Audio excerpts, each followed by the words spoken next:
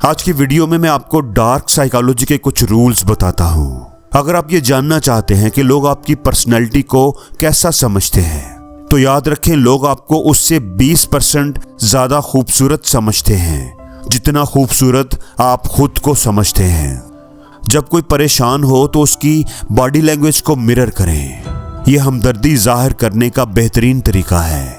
किसी को झूठ बोलने से रोकने के लिए बस इतना कहें कि आप ये बात दोबारा रिपीट कर सकते हैं। जब आप खुद उदास होते हैं तो अक्सर यूं महसूस होता है जैसे आपके इर्द गिर्द सब खुश हैं। जो लोग कुछ सुनते वक्त अपना मुंह खोल लेते हैं उनका फोकस ज्यादा अच्छा होता है। जो लोग कार्टून्स और एनिमेटेड मूवीज देखते हैं वो तख़य्युल में सबसे ज्यादा तख्लीकी होते हैं। उनकी इमेजिनेशन पावर बड़ी स्ट्रांग होती है।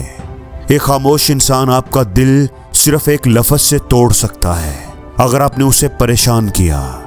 जब आप कुछ याद करने की कोशिश करें तो आंखें बंद करना आपकी काफी मदद कर सकता है।